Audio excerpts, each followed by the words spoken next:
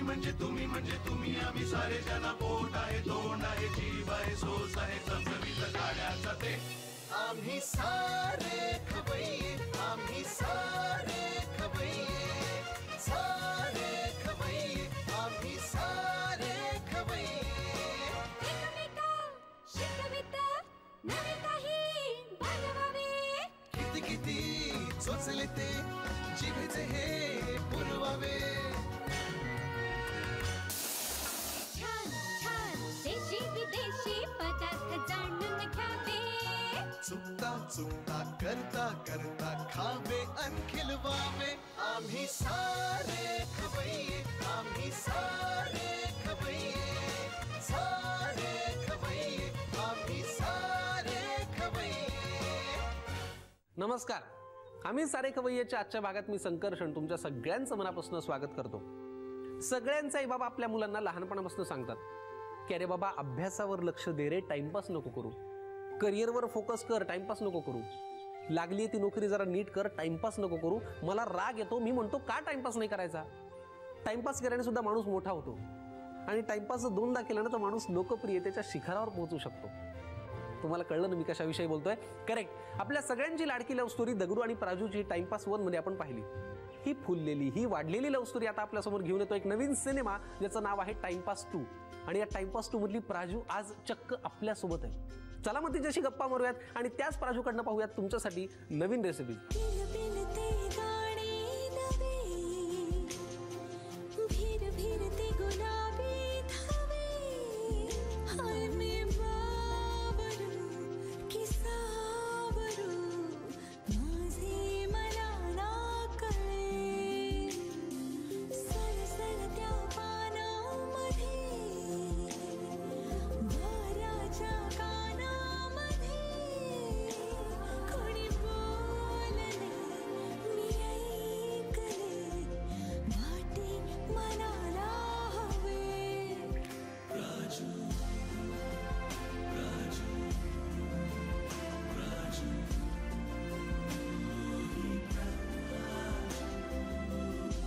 Hello, नमस्कार, welcome. या बस.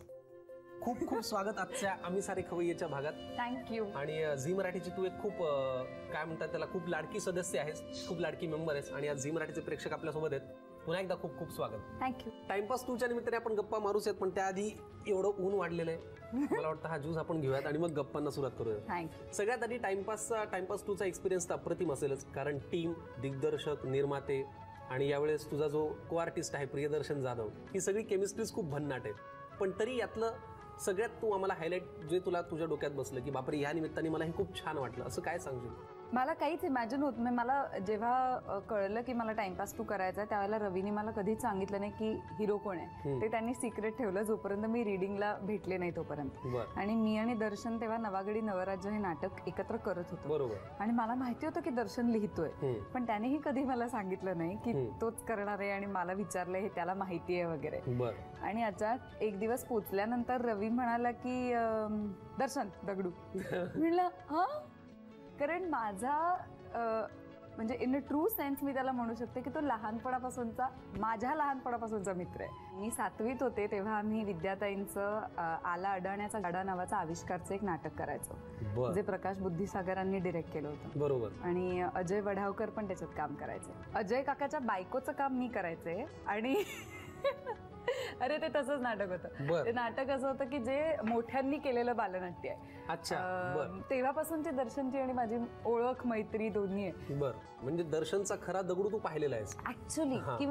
किंवा त्यांनी माझ्यातली प्राजक्ता पाहिले, कारण मी खूप लहान होते तेव्हा. तो तरी कॉलेजमधला टवाळके करणारा उन्हाळ वगैरे होता, माझं तसं काहीच नव्हतं. आणि तेव्हापासूनची ओळख आहे. त्याच्यानंतर आम्ही नवागडी नवराज्य नाटकाचेही 150 प्रयोग केले, त्यामुळे कम्फर्ट लेवल इतकी होती आमच्या दोघात. बरोबर. आणि मला कधीच खरंच माझ्या ध्यानीमनी आलं नव्हतं की मी आता नावं सांगणार नाही, पण मला जेव्हा रवीने असं सांगितलं की यू कीप गेसिंग कोण असणार आहे दगडू, तेव्हा आली होती माझ्या 3-4 नावं डोक्यात. ती कोणती होती? नाही सांगणार.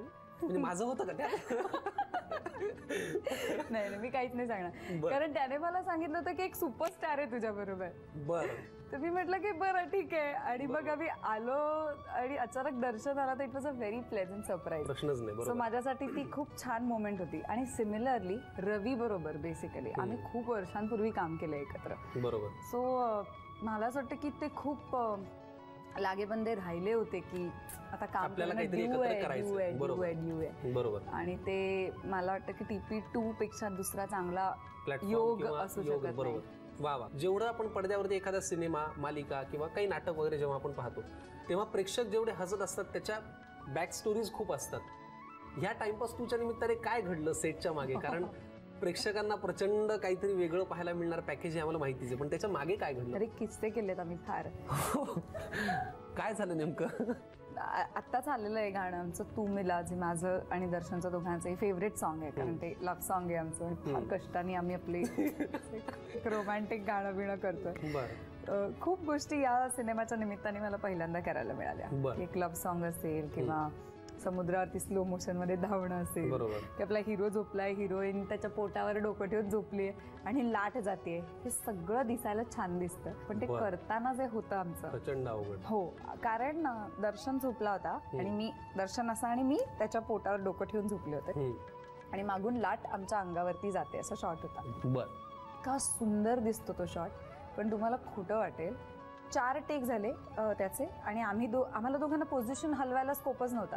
त्यामुळे रोल एकदा होत होतं रोले आणि ते जिमीजिपवर लावला होता कॅमेरा, त्यामुळे कॅमेरा वरती, वासू सर वरती, रवी तिकडे कुठेतरी मॉनिटरवर, उमेश जाधव कुठेतरी मॉनिटरवर आणि आम्ही दोघे आपले पडलो इकडे की अरे संपा, सांगा आम्हाला, कारण लाट जाते आमच्या अंगावरून. बरोबर. एकदा लाट गेली की ती मागे जाताना वाळू बरोबर आम्हाला पण घेऊन जायची. मग काय जायचं मागे. दर्शन आता हात रोवून बसला होता, मी जायचंय, मग मी परत ऍडजस्ट करून यायचे. आणि एकदा झालं, दोनदा झालं, तिसऱ्या वेळेला मात्र मी दाग करून अशी उठलीच की आता नाही आहे शक्य, कारण ते सगळं खारट पाणी आमच्या नाकातोंडात जात होतं. पण तो शॉट काय कमाल दिसतो. त्याच्यानंतर आम्ही प्राजू सॉंग शूट करत होतो नेक्स्ट डे. तर छोटी छोटी मुलं आहेत तिकडे आणि ती माझ्या अंगावरती असं पाणी उडवत आहेत वगैरे असा शॉट. त्या शॉटच्या वेळेला परत माझ्या कानात खूप सारं पाणी गेलं आणि 3ऱ्या सेकंदाला मला काहीच ऐकू येईन असं झालं. मी बहिरी, कानानं बहिरा मुका परिणाम अशी अवस्था होऊन मला काहीच ऐकायला येत नव्हतं. तरी सगळ्यांना वाटलं कानाला दडे बसलेत. तर त्याच्यात मला रवीने अचानक एक 4-5 गोळ्या आणून दिल्या. म्हटलं की ह्या गोळ्या घे, गोळ्या घेऊन तुझे कान सुटेल, दडा सुटेल, 2 दिवस लागेल पण दडा सुटेल. मी आपल्या प्रामाणिकपणे गोळ्या बिळ्या घेतल्या. काहीही संध्याकाळपर्यंत असर नाही, काही नाही. आणि मला, आम्ही पॅकअप करून जेव्हा घरी निघालो तेव्हा मला टेन्शन यायला लागलं, कारण मी माझे हेडफोन्स लावले गाणी ऐकायला आणि हेडफोनचा आवाज फुल करून सुद्धा मला काहीच ऐकायला येत नव्हतं. पूर्ण बहिरी.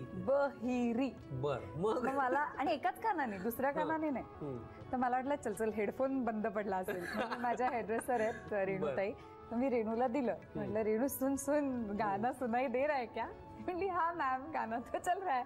म्हटलं अरे म्हणजे माझ्या कानात प्रॉब्लेम आहे. हॉटेलवर गेल्यानंतर मला खूप टेन्शन आलं. मग मी दर्शनला म्हटलं की प्लीज माझ्या बरोबर चला आपण डॉक्टरकडे जाऊया. आणि I am not एक्झॅजरेटिंग at all, अजिबात अतिशयोक्ती नाहीये. एवढा वाळूचा दगड डॉक्टरांनी माझ्या कानातनं काढला. ती वाळू जाऊन ते आतमध्ये सगळं स्वेलिंग झालं आणि मग मला ऐकू येऊ लागलं. आई ग पाहिलं का, टाइमपास कराल हो तुम्ही पिक्चर पाहून, पण त्याच्या मागे फार कष्ट घेतले बाबा तुम्ही सगळ्यांनी. खूप रवीचंच हे परत वाक्य पण मला ते फार आवडलंय की हा जरी टाइमपास 2 असला किंवा आधीचा जरी टाइमपास असला तरी तो खूप सिरियसली केलेला टाइमपास आहे. बरोबर. आणि नाही, आमचे प्रेक्षक त्या बाबतीत चोखंदळ आहेत आपले प्रेक्षक, की ते सिरियसली हा टाइमपास पाहणार, हो की नाही. बरं, वेगवेगळ्या फिल्म्समध्ये आम्ही तुला पाहिलं. काकस्पर्शमध्ये वेगळीच प्रिया आम्हाला दिसली, हॅपी जर्नीमध्ये वेगळीच दिसली. प्रत्येक प्रोजेक्ट कलाकारासाठी काहीतरी वेगळं शिकून किंवा देऊन जातो. टाइमपास 2च्या बाबतीत बोलायचं झालं तर यातनं प्रियानी काय घेतलं किंवा काय तिला शिकायला मिळालं? खूप काही. इतक्या मोठ्या लार्जर ऑडियन्स समोर आपण जाणार आहोत, कारण आपल्याकडे काही फिल्म जे आपण निश फिल्म्स किंवा कमर्शियल फिल्म्स रूढार्थानी असं म्हणतो. बरोबर. सो टाइमपास 2 ही रूढार्थानी कमर्शियल फिल्म आहे आणि मला त्याचा अभिमान आहे की मी अशा फिल्ममध्ये काम करते जी प्रत्येक माणसापर्यंत पोहोचते वा. आणि जी प्रत्येक माणसाला आपली वाटते त्यातली गोष्ट तो सिनेमा बघितल्यानंतर प्रत्येकाला वाटतं की हे माझ्या बाबतीत घडलंय. मला पण एक प्राजू होती, माझा पण एक दगडू होता. बरोबर. सो आय थिंक याच्यासारखी fully power pack action, drama, comedy सगळं एकाच प्रोजेक्ट मध्ये बनलेलं हे काहीतरी नवीनच कळलंय मला. बर. अशी फिल्म माझ्या वाट्याला आली आणि डेफिनेटली ही फिल्म खूप लोकांपर्यंत पोहोचेल आणि ते जे अप्रिसिएशन असतं ते इतर कोणत्याही गोष्टीपेक्षा खूप मोठं असतं. बरोबर. नाही, आणि तुझ्या बोलण्यात मला एकतर कळालं की जसं तुम्ही पाटी कोरी ठेवून टाइमपास टूचं काम केलं तसं तुम्हीही पाटी कोरी ठेवून टाइमपास टू पहा, म्हणजे नव्याने काहीतरी पाहिल्याचा आपल्याला आनंद मिळेल. हो की नाही? पण तुम्ही मिस नाही करणार. परत ही स्क्रीन प्लेची गंमत आहे. आता लोकांनी ट्रेलर पाहिलाच असेल. जिकडे जिकडे तुला असं वाटेल ना मोठा दगडू किंवा मोठी प्राजू बघितल्यानंतर की आत्ता इथे जर छोटे असते तर असं तुझ्या डोक्यात विचार येईपर्यंत छोटे तिकडे आलेले असणार. हो का? काहीतरी म्हणजे फारच हॅपनिंग सगळं आहे असं मला एकंदरीत अंदाज आला. गंमत आहे की छोटे प्राजू दगडू पण फिल्म मध्ये आहेत आमच्याबरोबर. खूप छान. आणि अजून एक योगायोग फार सुंदर आहे. तुला हा ऐकल्यानंतर अजून आनंद होईल. टाइमपासचं यश सगळ्यांनी पाहिलं आणि त्या यशाचा मार्ग खवय्येगिरीतनं गेलेला आहे. म्हणजे टाइमपासचं प्रमोशन इथनं झालं होतं आणि आता परत टाइमपास तुला तू इथे आलीस तर खूप बरं वाटलं. आणि जसं आपण नेहमीच म्हणतो की मनातला मार्ग हा पोटातनं जातो, तसं प्रेक्षकांच्या मनात टाइमपास टू रुजवण्याचा मार्ग आपण हा खवय्येगिरीतनं करूयात. चालेल ना? प्रियाला आवडतं ना स्वयंपाक करायला? भरपूर. बरं, मग आज जे आमच्यासाठी करणार आहेस ते काय, म्हणजे काही ठरवून आली आहेस का? ते आता मी नाही इन्व्हेंट केली आहे ही डिश. हे स्वतः डोकं आहे माझं आणि मला असं खूप इन्स्टंट सुचलं. त्याला थोडं मॉडर्न टच आहे. म्हणजे मला स्वतःला फणसाची भाजी भयंकर आवडते. भयंकर म्हणजे इतकी आवडते की आईने जर फणसाची भाजी केली असेल आणि गरम गरम पोळी जेवणार असू तर मी 5, 6, 7 कितीही पोळ्या खाऊ शकते. आता एरवी फक्त 2. अदरवाईज मी फणसाची भाजी असेल तर मी कितीही जेवू शकते, पण गरम पाहिजे, थंड नाही. चला मग आपण लगेच किचन कडे जाऊयात. टाइमपास टूच्या निमित्ताने बाकीच्या गप्पा तिकडे. आपल्यासोबत आहे TP2 मधली प्राजू म्हणजेच प्रिया बापट. आता रेसिपी करायची. तयार आहेस? येस. फॅन्टॅस्टिक. काय करणार आहे पहिली रेसिपी? हे बघ, माझ्या आईची रेसिपी आहे ही. बरं. मला माहिती नाही, मी फक्त फॉलो करणार आहे. फॅन्टॅस्टिक. चांगलं झालं तर आपलं नशीब, बरोबर. नाही झालं तर लोक मला दुसरं काय. बरं, पण या रेसिपीचं नाव काय? फणसाच्या भाजीची फ्रँकी म्हणू आपण त्याला. फणसाच्या भाजीची फ्रँकी असं सोपं नाव आहे आणि आता ही छान इन्व्हेंट केलेलं आहे. Very good. पण आता नाही, मला असं वाटतं की साहित्य पाहूनच असं वाटतं की काहीतरी छान खायला मिळणार आहे. माझी खात्री आहे. हो की नाही? काय साहित्य लागतं ते आम्हाला जरा सांगा. लाल सुक्या मिरच्या, फणस, जो कच्चा फणस आहे तो त्याचे काप करून घेतले, चिरून तो शिजवून घेतलाय. बरं. शिजवताना काही घातलंय का? नाही, हा थोडंसं मीठ घातलंय, पण कुकरला शिट्ट्या करून घ्यायच्या प्रॉपर. बरं. हे झाले फणसाचे काप. हे ते पाणी आहे जे पाणी राहिलं असेल कुकर मध्ये जर राहिलेलं असेल ते स्टॉक ज्याला आपण म्हणतो. हो की नाही? हे कणिक आहे. सिमला मिरची वेगवेगळ्या रंगाची. हे चिली सॉस आहे. ते ऍक्च्युअली डिपेंड, तुम्हाला हवा असेल तर. ठीक आहे. जिरं, मोहरी, मीठ आणि हिंग आणि गूळ. कोकणस्थानच्या भाज्यांमध्ये गूळ हा अत्यंत महत्वाचा असतो. गूळ, काजू आणि दाणे, काजू आणि शेंगदाणे. फणसाच्या भाजीच्या फ्रँकीसाठी लागणारं साहित्य काय ते आपण पाहिलं. इथपर्यंत तर तू खूप कॉन्फिडंट आहेस. आता आपण कृतीकडे वळूयात. काय करायचं सुरुवातीला? तेल घ्यायचं आधी. बरं, घ्या. पुढे काय लागणार आहे? लाल सुकी मिरची, मोहरी आणि हिंग. मोहरी तडतडली. आता काय? जिरं नाही, मिरची. आपण आता त्याच्यात सुकी मिरची घालायची. बर. हिंग, किंचितची हळद. आता हे झालंय. ह्याच्यामध्ये आपण फणस जो आपण शिजवून घेतलाय बरोबर तो घालायचा. बर. शिजवताना किंचितचं मीठ आपण त्याच्यामध्ये घातलंय. येस. आणि काजू आणि थोडेसे शेंगदाणे. आपण आधी थोडंसं मीठ घातलं होतं त्यामुळे त्या अंदाजाने मीठ घालायचं. आणि गूळ. कोकणस्थी स्वयंपाक हा गुळाशिवाय होऊच शकत नाही. बरोबर. बरं, आता तू पाणी घालायचं म्हणाली होतीस ना? थोडंसं पाणी घालूया आणि झाकण ठेवूया. ठीक. आणि आता काय झाकण ठेवायचं? हो. तो गूळ पूर्ण विरघळला पाहिजे, त्याची चव आली पाहिजे. आणि आपण झाकण ठेवूया, एक छान वाफ काढूया, तोपर्यंत हे झालेलं असेल. ह्याला जरा वाफ येईपर्यंत आपण एक जरा वेळ वाट पाहूयात आणि मग पुढच्या कृतीकडे बोलूयात. फणसाची भाजी आता व्यवस्थित शिजून झालेली आहे पुढची कृती काय आपली? आपण आता पोळी लाटून घेऊया. बरं. म्हणजे फुलका ऍक्च्युली. बरोबर. आणि प्रॉपर भाजून घेऊया, तो पूर्ण फुलका करूया. बरं. बरं, मला एक आता नेहमी प्रेक्षकांना उत्सुकता असते की सिनेमाचं शूटिंग नेमकं झालंय कुठे, हे कुठलं लोकेशन आहे. आता टाइमपास 2 मध्ये जर तुम्ही लोकेशन वेगवेगळ्या ठिकाणी शूट केलं असेल ते नेमकं कुठे कुठे केलंय? आम्ही कुडाळला शूट केलं. बरं. आणि म्हणजे कोकणात ह्याचं शूट बरंचसं झालंय. कोकणातही झालंय आणि मुंबईतही झालंय.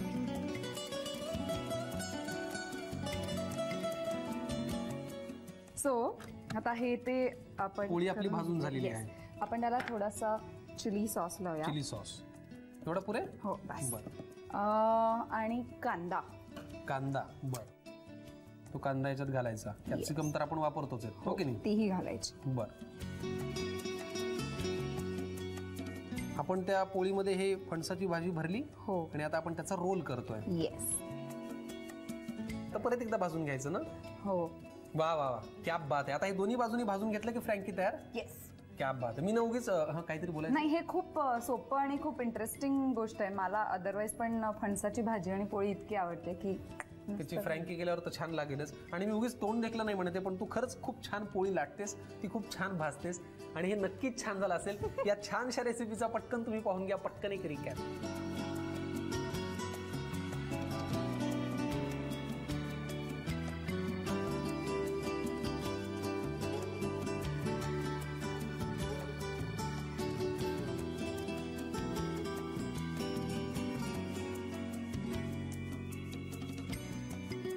फणसाच्या भाजीची फ्रँकी आपल्याला करून दाखवली प्रियाने. आता आपल्याला दुसरी रेसिपी करायची आहे. तिचं नाव काय? सोपं आहे. काय आहे? Mango orange yogurt smoothie with vanilla ice cream. मला वाटतं कृती सोपी असं तुला म्हणायचं होतं, नाव अवघड आहे. हो की नाही? नावातच कृती आली असं नाही का वाटत? सगळीच आहे, म्हणजे त्याच्यामध्ये त्याचा क्रमच ठरलेला आहे नावामध्ये. हो की नाही? बरं. काय काय साहित्य लागतं ते आम्हाला सांगा. आमरस किंवा मँगो पल्प. बरं. Orange juice. Orange juice. दही. बरं. साखर. बर्फ आणि व्हॅनिला आईस्क्रीम. बर. कृती पहिल्यांदा काय करायला लागते? आपण नाही, त्याच्याकडे आपण जाऊयात. पण काय झालं, मी विसरलो आपल्या गप्पांच्या नादामध्ये. साहित्यानंतर आपल्या प्रेक्षकांसाठी जरा एक ब्रेक घेऊयात का छोटासा, प्लीज? मँगो ज्यूस घेऊया. एक बाउल आपण आंब्याचा रस घेतला. आता त्याच्यात orange juice. Orange juice. Mango म्हणजे आंब्याच्या रसापेक्षा याचं प्रमाण थोडंसं कमी आहे ना? बस. आता आपल्याला 4 चमचे दही घालायचे. 4 चमचे.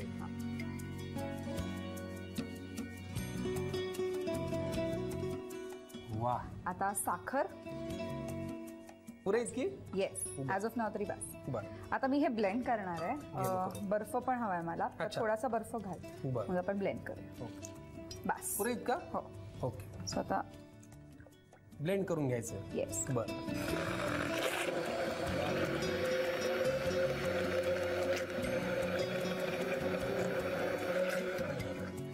आता काय करायचं? आता ग्लास दे. बर.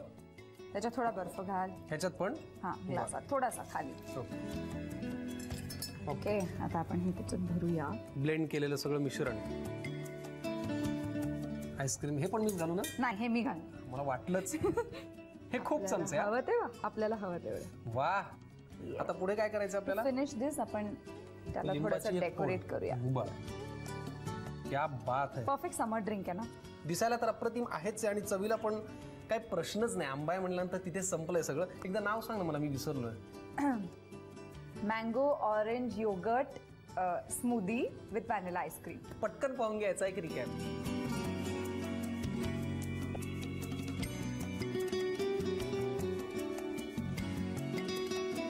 टाइमपास 2 मधली प्राजू म्हणजे आपली सगळ्यांची लाडकी प्रिया आज इथे आली आणि तू इथे आलीस. आम्हाला खूप मज्जा आली. प्रेक्षकांसाठी एवढ्या 2 छान वेगळ्या रेसिपीज करून दाखवल्या. त्या दोन्ही तुझ्या आवडीच्या होत्या.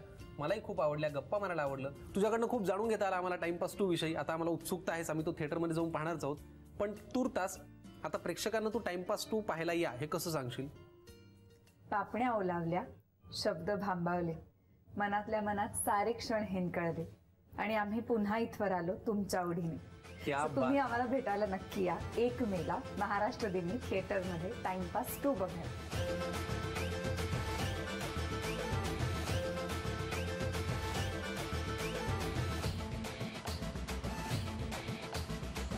आणि माझी खात्री आहे मला तो नक्की मिळेल. चला हवा. चला हवा तो मुलगा मिळू दे.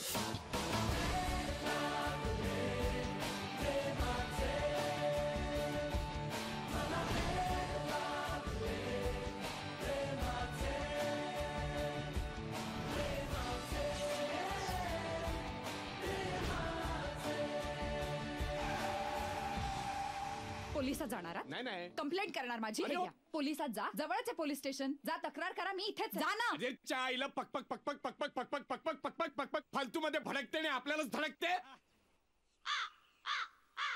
बॉनेट गळपटला असताना आपला.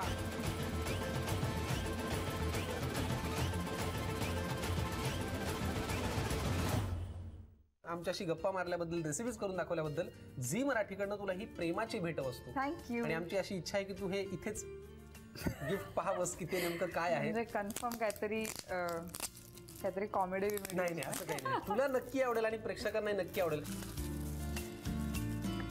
हो गोड आहे की नाही. थँक्यू. तुम्हाला कसा वाटला आजचा भाग? प्रियानी करून दाखवलेल्या रेसिपीज, टाइमपास टू विषयीच्या गप्पा, हे सगळं आम्हाला कळवा. आणि शिवाय जर तुमच्याकडे काही टिप्स असतील आमचा स्वयंपाक अजून छान छान व्हावा यासाठी, तर त्याही आम्हाला पाठवा. आणि त्याच्यासोबत तुमचा फोटो पाठवायला अजिबात विसरू नका. या सगळ्यांसाठी आमचा पत्ता आहे आम्ही सारे खवय्ये, Zee Marathi, post bag number 1, Andheri पूर्व, मुंबई 99, भारत TVC, झी मराठी @znetwork.com.